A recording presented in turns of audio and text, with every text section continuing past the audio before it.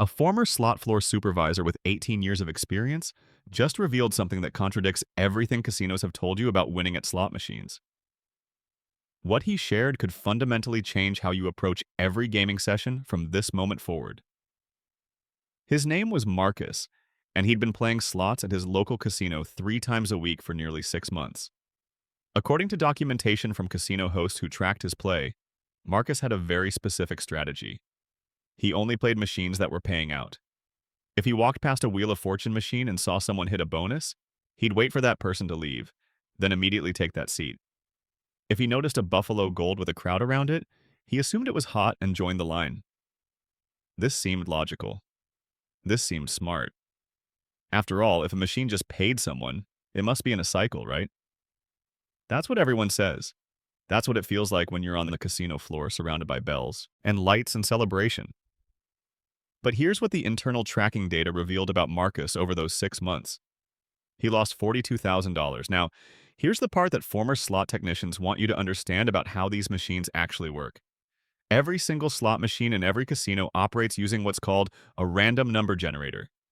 This isn't a marketing language. This is certified technology that gaming commissions require and test rigorously. The RNG generates outcomes at a rate of approximately 1,000 calculations per second, and these calculations continue whether someone is playing the machine or not. According to technical documentation that manufacturers must provide to gaming regulators, each individual spin is completely independent of the previous spin. The machine doesn't know it just paid out. The machine doesn't know it hasn't paid out in 3 hours. The machine has no memory of what happened 5 spins ago or 5,000 spins ago. But casinos have spent millions of dollars making you believe the opposite. They've invested in floor layouts, sound engineering, lighting systems, and staff training specifically designed to make hot machines appear more attractive. And here's where it gets interesting and why cold machines, the ones everyone walks past, the ones sitting quiet in the corner, are actually your best strategic choice. Former slot floor managers have documented something that changes everything about conventional slot machine wisdom. What they've discovered is that casinos actively encourage you to play machines that are celebrating wins because it keeps you in the worst possible strategic position. Let me tell you about Jennifer, a retail manager from Phoenix who visited Las Vegas 4 times a year. On one particular trip documented by casino surveillance and later shared by a former floor supervisor, Jennifer walked past a Wheel of Fortune machine and saw someone hit the bonus wheel. She watched it land on a $1,000 prize. The winner cashed out, and Jennifer immediately sat down in that same seat. But the machine next to it was also empty. In fact, according to the floor supervisor who reviewed the placement logs, that adjacent machine had been sitting idle for nearly 2 hours. Jennifer didn't even glance at it. She wanted the hot machine. She wanted the one that just paid. She ended up waiting 45 minutes for that specific seat while the cold machine remained completely empty. Once she finally sat down at her chosen machine, casino tracking data shows she played for 90 minutes and lost $820. The machine next to her, the one nobody wanted, remained empty for another hour. Here's what former casino floor operations managers have revealed about why this happens. Casinos employ consulting firms that specialize in floor layout psychology. These firms have conducted extensive studies on player behavior, and their findings are incorporated into every decision about where machines are placed, how they're programmed to celebrate, and what sensory signals they emit during winning sessions. According to documentation from these consulting presentations, slot machines are specifically programmed to increase celebration intensity during any winning session, regardless of whether the player is actually ahead. The sounds get louder, the lights cycle faster, the digital displays show more animation. This creates what industry insiders call the halo effect, where nearby players perceive that machine as hot based purely on sensory information rather than mathematical reality. But here's the critical detail that former slot technicians want you to understand. The return to player percentage, which is the actual mathematical measure of what the machine pays back over time, remains completely constant regardless of recent performance. Gaming commission testing requirements mandate that manufacturers demonstrate RNG consistency over millions of spin cycles. A machine certified at 92% RTP will maintain that 92% whether it just hit a jackpot 5 minutes ago or hasn't paid anything substantial in 6 hours. The mathematics don't change. The probability doesn't shift.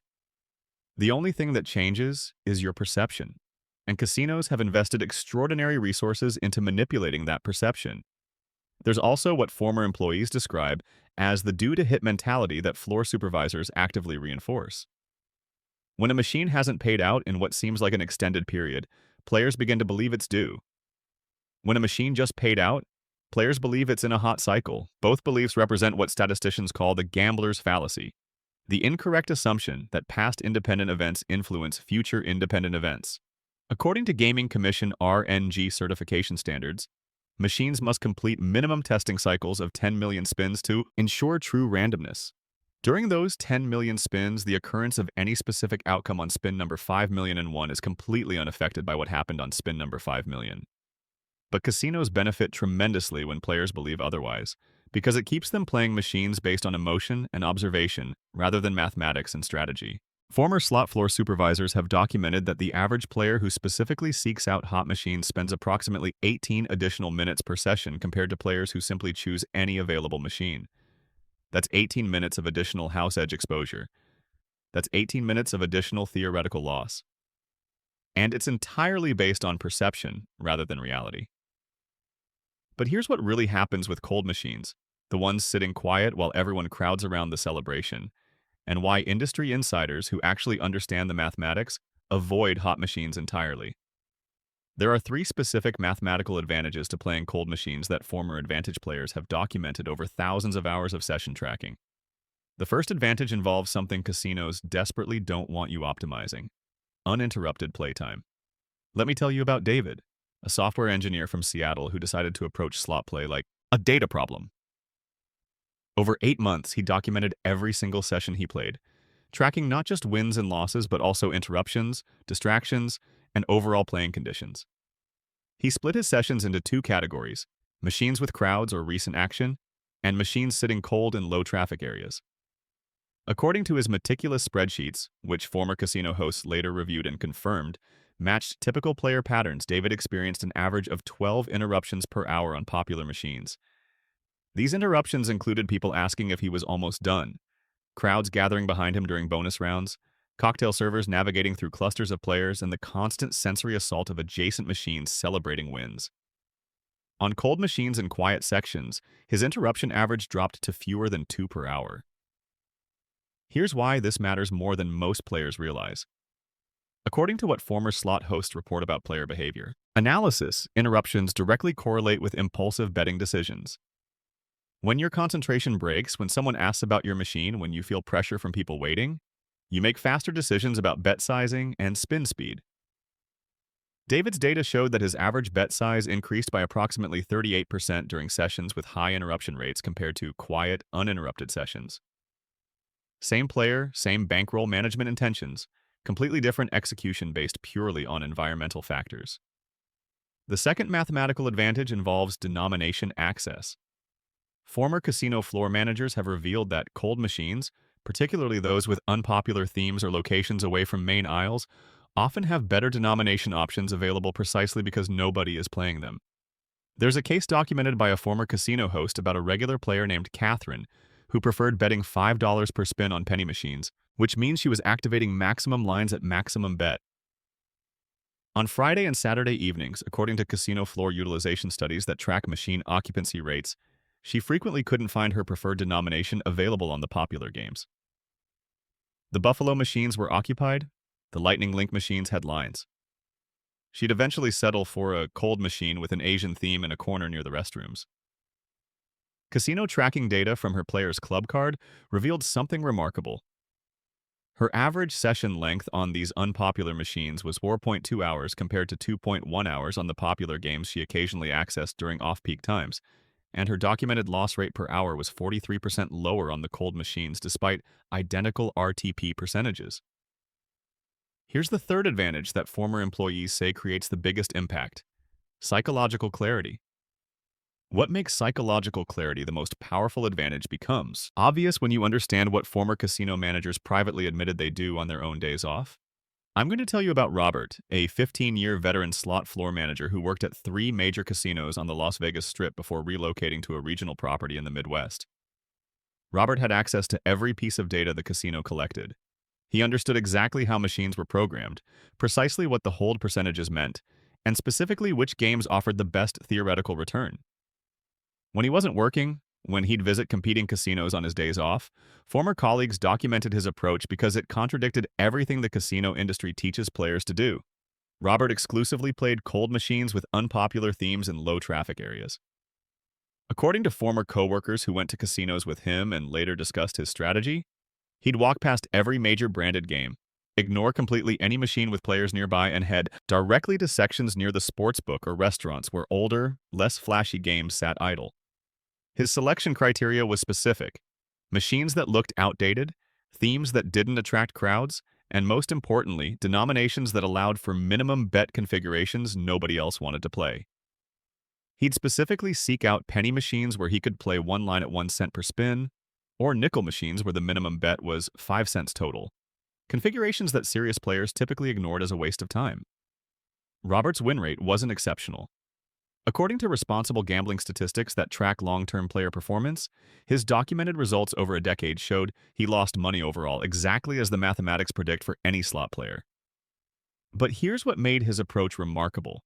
His loss rate was documented at 60% lower than comparable players with similar bankroll sizes and session frequencies. Former casino hosts who tracked player performance across multiple properties confirmed that Robert's theoretical loss per hour was among the lowest they'd ever seen for someone who played slots regularly. He wasn't winning. He was losing slower, significantly slower, and he was doing it deliberately. The strategy he shared with friends, advice that former dealers and floor supervisors say was considered almost forbidden among casino employees, centered on one simple directive: never touch the machines with crowds. He explained it using mathematics that slot technicians verified as accurate.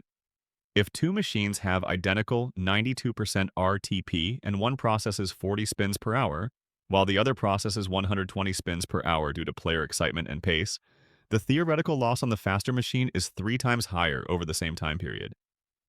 Same percentage, completely different financial exposure. But here's where Robert's approach reveals something even more valuable about progressive machines specifically, and why cold progressives represent the closest thing to actual strategic advantage available in slot play. Progressive jackpots accumulate based on play volume across linked machines. According to technical documentation that slot manufacturers provide to gaming commissions, a small percentage of every wager on a progressive machine feeds into the jackpot meter. What former slot technicians report about progressive programming is that the base game RTP remains constant, but the meter value represents additional equity that increases over time. A megabucks machine at the minimum required meter of $10 million has measurably worse overall value than the identical megabucks machine showing $14 million, because that extra $4 million represents additional theoretical return funded by previous players who didn't win. Robert specifically targeted progressive machines that sat cold with meters substantially above their reset value. There's a documented case from 2016, verified by news reports and casino records, of a player who won $2.3 million on a megabucks machine at a locals casino in Henderson, Nevada. That specific machine, according to former slot technicians who serviced that bank of progressives, hadn't hit its top jackpot in 8 months. It sat in a corner near the parking garage entrance. Most players walked directly past it toward the newer machines in the main pit. The winner, a retired teacher, chose it specifically because it was available and quiet. Professional slot tournament players represent another category of insider knowledge that contradicts popular casino wisdom. According to multiple documented sources from tournament coverage and player interviews, serious tournament competitors actively avoid popular machines during practice sessions. Tournament slot play operates under different mathematics than regular play because you're competing against other players rather than the house, but the preparation strategies reveal important truths. Former tournament champions have stated in interviews that they practice on unpopular machines specifically to develop focus and timing skills without the distraction of crowd energy and sensory manipulation. The psychological advantage in tournament play comes from emotional regulation.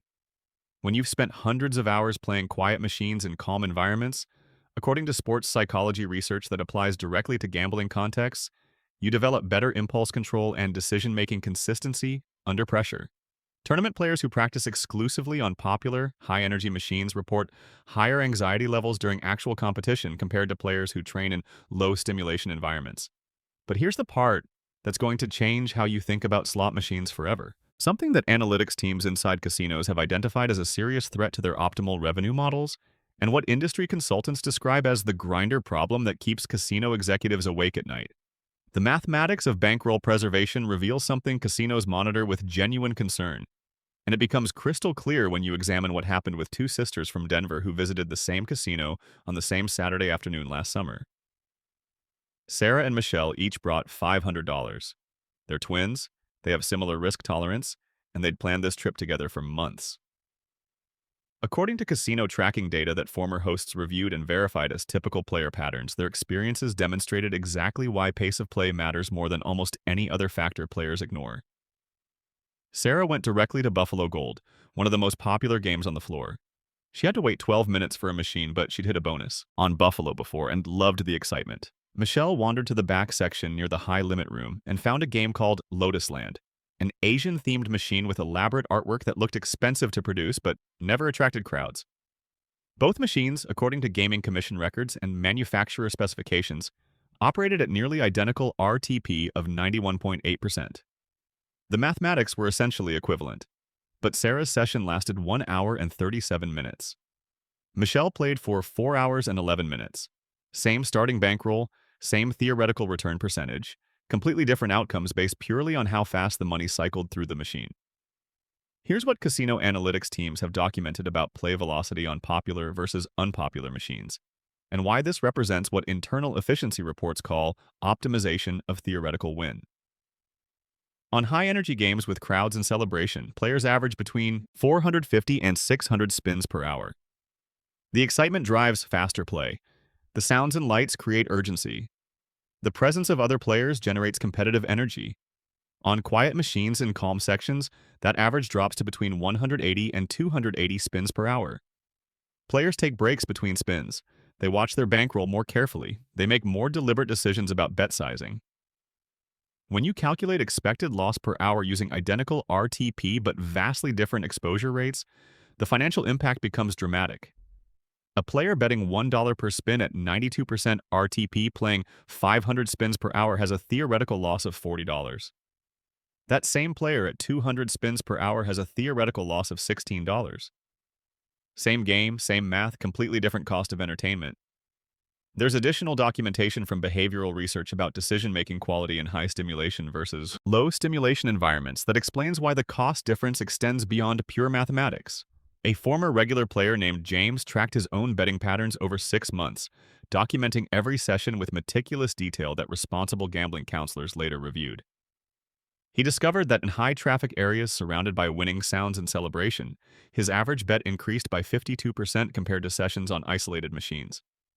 He'd start at 50 cents per spin and gradually escalate to $2 without conscious awareness of the change. Environmental stimulation directly triggered impulsive bet sizing that contradicted his predetermined bankroll management strategy. And now for the most important reason to play cold machines, something that several former casino executives admitted changed their entire perspective on what actually constitutes smart recreational gambling, and why the enjoyment factor might be the most valuable element that traditional casino wisdom completely inverts. Let me tell you about Thomas, a former blackjack player who spent 15 years beating casinos at card counting before the facial recognition systems and database sharing made that approach unsustainable. When he transitioned to what he called recreational slot play in his late 50s, he brought the same analytical mindset that had generated over $400,000 in documented blackjack profits. His approach to slots, tracked meticulously over 10 years through spreadsheets that former casino hosts later examined and verified, focused exclusively on cold machines in unpopular locations. He'd seek out games with outdated themes, preferably with complex bonus structures that casual players found confusing, in areas near exits or restrooms where foot traffic was minimal. His specific selection criteria included machines that allowed for minimum bet configurations, typically 25 to 50 cents total per spin, amounts that serious players dismissed as insignificant. Thomas's results weren't profitable. According to his decade of documentation, he lost approximately $38,000 over 10 years of regular play. But here's what made casino hosts take notice. Comparable players with similar visit frequency and bankroll sizes lost an average of $94,000 over the same period. Thomas was paying for entertainment, but his cost was 60% lower than players following conventional wisdom. His philosophy, shared with a small group of retired advantage players who met quarterly in Las Vegas, centered on a simple principle. He was paying wholesale prices for an experience others purchased at retail markup. The enjoyment paradox that Thomas discovered contradicts everything casinos want players to believe about what makes slots fun. According to player satisfaction studies conducted by hospitality research firms that casinos commission to optimize floor performance, longer session duration with lower volatility, longer session, correlates with higher reported satisfaction than shorter sessions with dramatic swings. Players remember time spent gambling more than specific win or loss amounts. Thomas's average session length of 5.7 hours, compared to the casino average of 2.1 hours, meant he experienced nearly triple the entertainment value from identical bankroll investment. Same money, fundamentally different perceived value. Former casino marketing directors have admitted in industry conference presentations that educated players adopting cold machine strategies represent what internal forecasting models identify as a serious long-term revenue threat. If player behavior shifted broadly toward unpopular machines with minimum bet configurations and deliberate pace of play, casino consulting firm presentations estimate theoretical win per unit would decline by 40 to 60%. This is why casinos invest millions annually in making hot machines irresistible, in creating floor layouts that funnel traffic toward high-energy games, and in training staff to encourage exactly the opposite of what Thomas practiced. There's one final story that crystallizes everything about why cold machines represent genuine strategic advantage for anyone who understands they're paying for entertainment rather than expecting profit. Michael was a slot director at a major tribal casino for 20 years before speaking publicly at a responsible gambling conference about what he'd observed. His admission shocked the audience. The best players he'd ever encountered weren't counting cards or tracking roulette wheels. They were quiet individuals playing unpopular slots at minimum bet in corners of the casino most visitors never explored. His specific advice, given despite potential professional consequences, focused on seeking games with high denomination options that allowed low total bets, machines with complex pay tables that confused casual players in locations where celebration sounds from other machines were barely audible. Now you know what casino insiders know, information that floor optimization consultants spend millions trying to prevent players from understanding. You've learned why cold machines offer mathematical advantages through pace of play, why psychological clarity matters more than hot streaks, and why the industry's worst nightmare is players who choose entertainment value over manufactured excitement. Hit subscribe if this changed how you think about slots, and let me know in the comments what's the most unpopular machine you've ever won on, because you now understand something casinos desperately wish remained secret.